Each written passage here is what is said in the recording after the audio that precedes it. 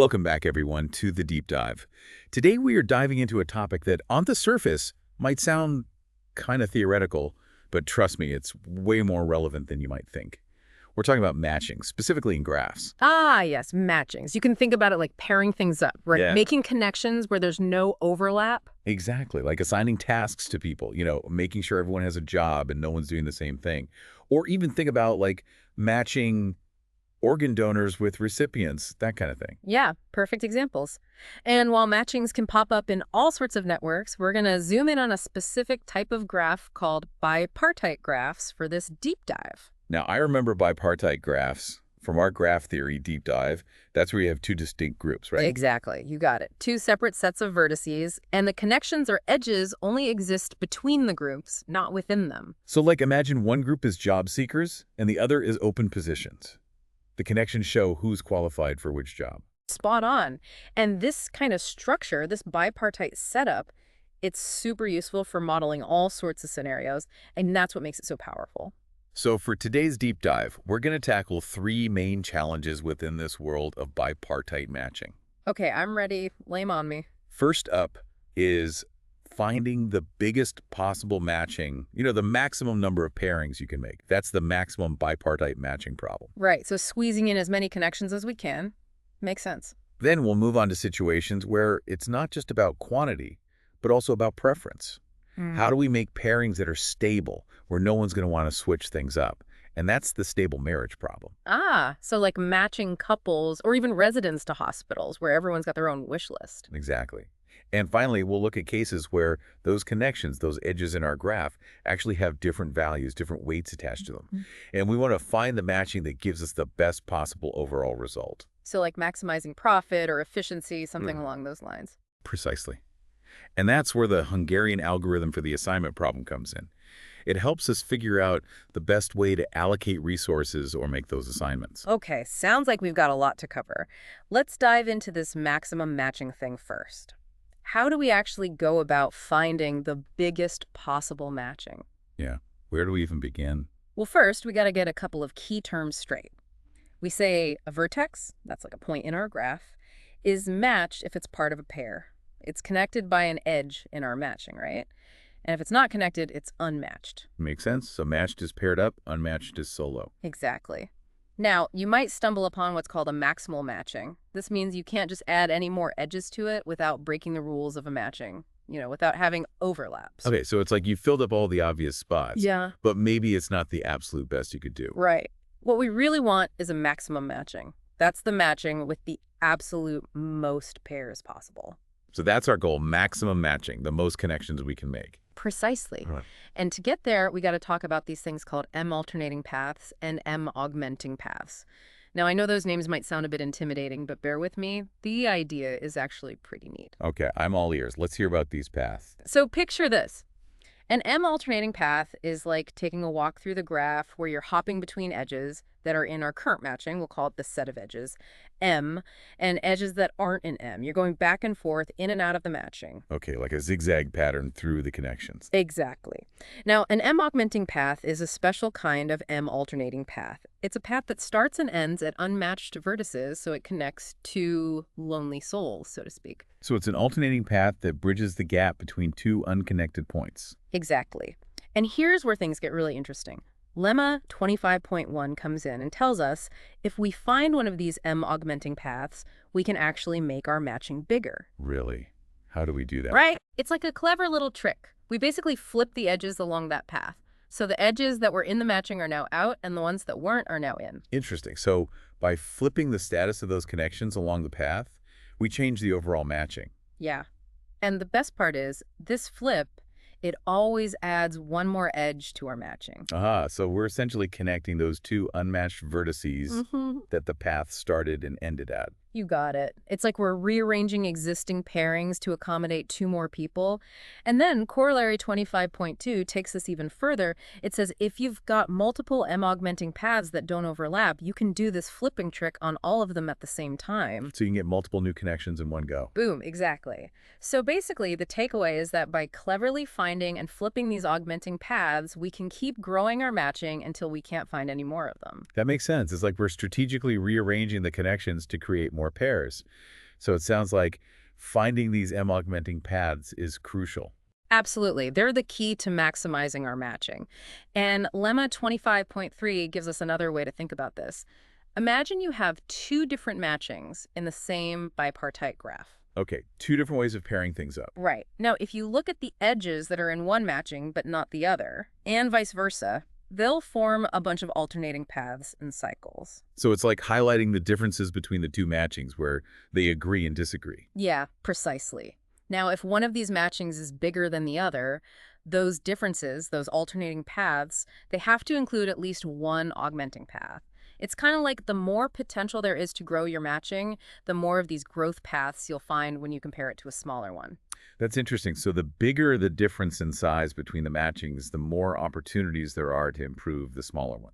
Exactly. So we're looking for these augmenting paths, flipping edges, and making our matching bigger and bigger. But how do we know when we've hit the jackpot?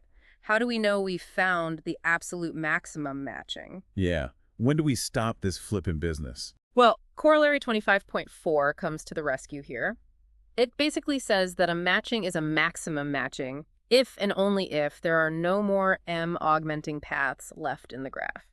So if we can't find a path that starts and ends in an unmatched vertex, we're done. We've reached the maximum. You nailed it. There's simply no way to squeeze in any more connections. We've reached peak matching. Okay, that makes sense. So the whole problem boils down to finding these augmenting paths efficiently. Right, exactly. And that's where the Hopcroft-Karp algorithm struts onto the scene. Okay, tell me about this Hopcroft-Karp algorithm. It's a really clever algorithm that was specifically designed for finding a maximum matching in a bipartite graph.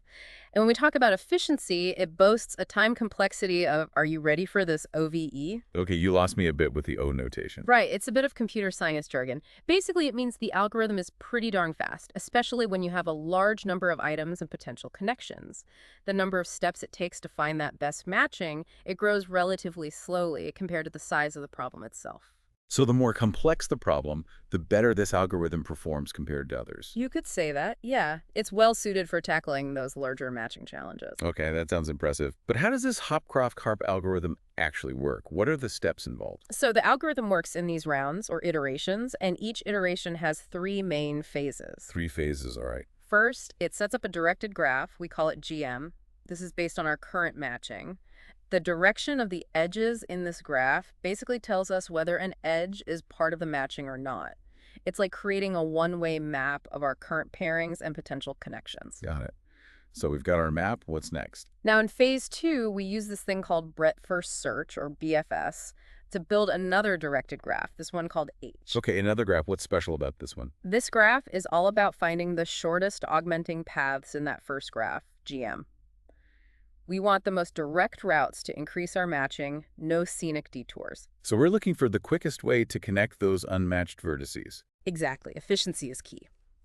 And then comes the final phase, phase 3. Here, we use depth first search, or DFS, on what's called the transpose of H. Don't worry too much about the technical details there. What matters is that this step helps us find a maximal set of those shortest augmenting paths. Maximal meaning. It means we find as many of those shortest paths as possible without any of them overlapping. And remember, from Corollary 25.2, we can flip all those paths at once. So it's like we're identifying a whole bunch of opportunities to grow our matching and then acting on all of them simultaneously. A bulk matching operation. Or boom, exactly. Way more efficient than going one by one. Now, I won't bore you with all the math, but the chapter goes through a whole bunch of lemmas 25.5, 25.6, 25.7 that prove why this whole thing works. And then there's theorem 25.8, the grand finale. It formally proves that this Hopcroft-Karp algorithm actually finds the maximum matching and that it does it with that awesome OV time complexity. So you can rest assured this thing's got solid mathematical back. Okay, that's good to know. So that's how we tackle maximum matching. But what about those cases where it's not just about quantity, but also about making sure everyone's happy with their match? Ah, you're talking about the stable marriage problem. Let's dive into that one. Right. So it's like, imagine we're not just assigning tasks, but trying to match people up, maybe for dating or assigning residents to hospitals. They've got their preferences, who they want to be with or where they want to work. A simple maximum matching might give us a lot of pairs, but some of those pairs might be kind of unhappy with the situation. Exactly. In matching lingo, we call that an unstable matching. It happens when there's what we call a blocking pair. Blocking pair. What's that? It's when you have two people, let's say person A and person B, they're not matched right now, but they would both prefer each other over whoever they're currently with or over being alone. Ah, I see. So it's like they're both looking at each other thinking, hey, we'd be better off together. Exactly, and that's a problem because it makes the whole matching unstable. Those two have a strong incentive to ditch their current matches and get together, which would just mess things up for everyone. Right. It's like a recipe for drama. Yeah. So how do we find a matching where no one has that temptation, where everyone's relatively content? Well, that's where the Gale-Shapley algorithm comes in. Specifically, we'll focus on what's called the woman-oriented version. Women-oriented, huh? Interesting. Yeah, it's a classic algorithm that guarantees we'll find a stable matching. And it works in these rounds. In each round, every woman who's not currently matched proposes to the man highest up on her preference list who she hasn't proposed to yet. Okay, so it's like the women are taking the initiative here. Exactly. They're putting themselves out there. Now, the men on the receiving end of these proposals, they've got to consider all their options. If a guy's not currently matched, he'll just say yes to his favorite woman among those who proposed him. But if he's already engaged, he's got to compare the new proposals to his current fiancé and see who he likes better. If he prefers one of the new proposals, he'll break off his engagement and accept the proposal from his new favorite, leaving his old fiancé unmatched. Oh, so it's not just about who proposes first, but also about who each man prefers among all the options he has. Exactly. It's a whole game of proposals and engagements until finally everyone's matched up. Sounds like a pretty structured system. Yeah. But does this algorithm always lead to a stable matching? And does it even finish? Like, what if it just keeps going forever? That's where Theorem 25.9 steps in to reassure us. It proves that this algorithm always wraps up after a certain number of rounds, and more importantly, it always produces a stable matching.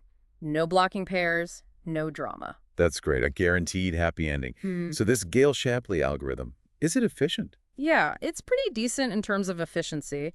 Its time complexity is ON, where N is the number of individuals on each side. Basically, it means it's pretty quick for problems of a reasonable size. Okay, so we can find those stable matches without it taking forever. Exactly. Now, there's a fascinating quirk to this algorithm, and it might be a bit counterintuitive. Okay, I'm intrigued. Tell me more. So Theorem 25.11m states that the stable matching we get from this woman-oriented version is always the same. It doesn't matter the order the women propose, the final result is fixed. And here's the kicker. This matching is the best possible outcome for the women. Each woman ends up with the most desirable partner she could possibly get in any stable matching. Wow, that's pretty powerful. So just by having the women propose, they're ensuring they get the best stable outcome for themselves. Exactly. Now, you might be wondering, what about the men? Yeah, where do they stand in all of this? Well, Corollary 25.13 tells us that this same matching is actually the worst possible stable outcome for the men. Each man ends up with the least preferable partner he could have in any stable matching. Wow, that's quite an imbalance. So if we flip things around and let the men propose, they'd get the best stable outcome, and the women would get the worst. Precisely. It's a fascinating asymmetry that shows how the design of these algorithms can have a real impact on the different groups involved. It's not just about finding a stable solution, but also about considering who might be benefiting more from that stability. That's a really important point, especially if you're thinking about using these algorithms in real-world applications. You've got to be mindful of whose preferences are being prioritized. Absolutely. Now, ready to move on to our final challenge. What happens when those connections, those edges, actually have values or weights assigned to them? Okay, so now we're talking about maximizing not just the number of pairs or their happiness, but the overall value of the matching itself. This is the assignment problem, right? You got it. Think of it like assigning tasks to workers, where each worker has different skill levels for different tasks. Our goal is to make the assignments that'll maximize the total productivity. Right, so it's not just about getting things done, but getting them done as efficiently as possible. Exactly. Now, in the assignment problem, we've got a complete bipartite graph where each edge has a weight attached to it. And our objective is to find a perfect matching that means every vertex on one side is paired up with exactly one vertex on the other side, such that the total weight of all the edges in the matching is the biggest it can possibly be. Okay, so we're looking for the most valuable set of pairings where everyone's matched up. You got it. And the Hungarian algorithm is our secret weapon for finding this optimal solution. All right, tell me about this Hungarian algorithm. How does it work? Well, it uses this concept of a feasible vertex labeling. It's all about assigning a label, let's call it H, to each vertex in our graph. Okay, so it's like giving each person or task a score. Kinda, yeah. But there's a rule. For any edge connecting vertex U on one side to vertex V on the other, the sum of their labels, plus H, plus HV, has to be less than or equal to the weight of that edge, WV. So it's like the combined value of the two vertices can't be greater than the value of the connection between them. Exactly. Now, this feasible labeling helps us define what we call the equality subgraph. The subgraph includes only the edges where the sum of the labels is exactly equal to the weight of the edge. So basically, we're picking out the connections where the values perfectly line up. Ah, I see. So we're focusing on the highest value connections where the scores add up perfectly. Right. And here's where theorem 25.14c swoops in. It states that if this equality subgraph has a perfect matching, then that perfect matching has to be the optimal solution for our original assignment problem. It's the one with the biggest possible total weight. So if we can find a perfect matching using only those equal value connections, we've hit the jackpot. We've found the most valuable matching. Precisely. And the Hungarian algorithm helps us get there. It starts with an initial feasible labeling and a matching, maybe even an empty one, just within that equality subgraph. Then it tries to make this matching bigger by finding those M-augmenting paths that we talked about earlier. Right, those paths that connect unmatched vertices. So it's like we're trying to grow our matching using only the high-value edges. Exactly. But there's a catch. We can only use the edges that are part of our current equality subgraph, the ones where the labels and weights match up perfectly. So we're being picky about which connections we use to grow our matching. What if we can't find one of those augmenting paths within those constraints? Well, if that happens, the algorithm gets crafty. It updates the feasible labeling, kind of like recalibrating those scores. It does this in a way that brings new edges into the equality subgraph, the ones whose weight was just a tiny bit higher than the sum of their old labels. So we're adjusting the values to bring in some new potential connections. Exactly. We're expanding the pool of high-value options, and this involves calculating a value called delta, and then tweaking the labels of some vertices based on a breadth-first search forest that we built earlier. Lemma 25.15 comes in and assures us that these new labels are still feasible, meaning they still follow the rules, and importantly, that they've added at least one new edge to our equality subgraph. So we can try again to find a bigger matching. So it's this iterative dance between finding matchings within our high-value subgraph and then adjusting the values to bring in new connections if we get stuck. You got it. And eventually, this process leads us to that perfect matching, that optimal solution using only those best edges. Now, if you're into the nitty-gritty details, the chapter even gives you the pseudocode for the whole Hungarian algorithm and its fine augmenting path subroutine. Pseudocode, so it's like a recipe for implementing the algorithm step by step. Exactly. It's all laid out for you. And when we look at its performance, the initial version has a time complexity of O error. But with some clever optimization, we can bring that down to O, making it a really efficient way to solve a wide range of these assignment problems. That's amazing. We've covered so much ground in this deep dive. We started with understanding how to maximize the number of connections with the Hopcroft-Karp algorithm. Then we explored the stable marriage problem and learned how the Gale-Shapley algorithm can create stable pairings while also potentially favoring one side over the other. And finally, we tackled the assignment problem, where we learned how to optimize those connections based on value using the Hungarian algorithm. It's pretty incredible how this seemingly simple idea of matching leads to these really sophisticated algorithms that can solve some real-world problems. And it really makes you appreciate the power of algorithms and how these abstract ideas from graph theory can be applied to such practical situations. It's a great reminder that sometimes the best solutions come from thinking about problems in terms of networks and connections. So to our listeners out there, as you go about your day, think about this. Where else might these concepts of maximizing connections, creating stability, or optimizing based on value apply in your life or work? Maybe it's about teamwork, resource allocation, or even something completely different. There might be some hidden opportunities to apply these ideas in unexpected ways. And with that, I can confidently say we've covered all the major points, theories, findings, and examples from the chapter on matching and bipartite graphs. We've delved into the definitions, the core algorithms, and the key theorems that guarantee their effectiveness. Awesome. And that brings us to the end of another deep dive. Thanks for joining us on this exploration of bipartite matching. Until next time, stay curious and keep those connections strong.